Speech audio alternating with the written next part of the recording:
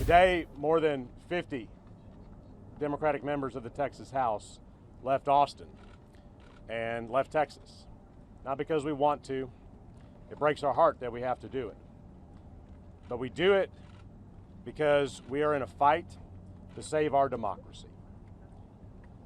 The nationwide Republican vote suppression efforts, anti-voter efforts, is coming to a crisis point in the state of Texas right now.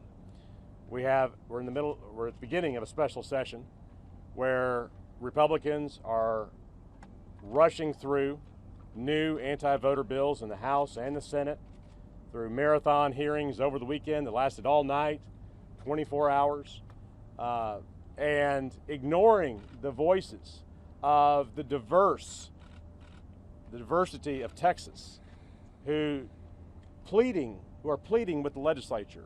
Say, do not make it harder to vote in Texas, which is the hardest state to vote in already. And Republicans continue to ignore them because they're determined to do whatever it takes to curry favor with the Donald Trump base, which is the Republican Party now, and continue to promote the big lie that somehow Donald Trump actually won the last election that we all know he lost. And that's why we are here. We are determined to kill this bill in this special session, which will end on August the 7th. And we will stay out until then in order to do that. We are going to use that time to plead with our friends and our colleagues and our leaders in the Congress that the time is now. There is no more time. You must pass strong federal voter protection legislation, and you must do it now. You must do it before the August recess. They do not return to work. They're risking losing their jobs as state representatives for not showing up. Answering your second question, yes, there is something the governor can do.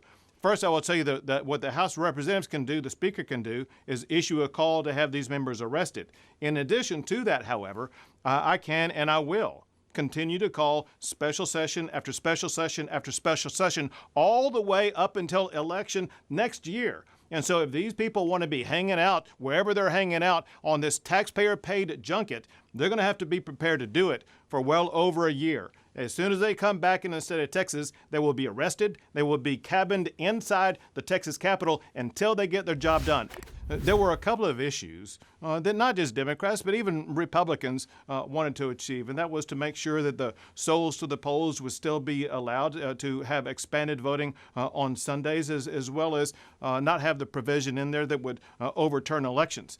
That said, it's also important to point out that this law that we are seeking to pass adds more hours, not fewer hours, for people to vote. And so we still have the same 12 days of early voting, but more hours during that early voting. Actually, there is a federal district judge appointed by Barack Obama who wrote what I'm about to tell you in a legal opinion involving voting in Texas, where she wrote that voter fraud occurs, quote, in abundance with regard to ballot harvesting and mail-in ballots in the state of Texas. That is an Obama-appointed federal judge saying that. And that is exactly why the one issue that the legislature is focused on about making the voter election system more sound does involve mail-in ballots. But I do want to first start by making a statement about the legislators in Texas who are showing extraordinary courage and commitment. I met with them when many of them traveled to Washington, D.C. We sat down and had an extensive conversation in the Roosevelt Room in the White House. And I applaud them standing for the rights of all Americans and all Texans to express their voice through their vote, unencumbered. I will say that they are leaders who are marching in the path that so many others before did when they fought and many died for our right to vote. And I'll say this later in my comments, but I do believe that fighting for the right to vote is as American as apple pie. It is so fundamental to fighting for the principles of our democracy.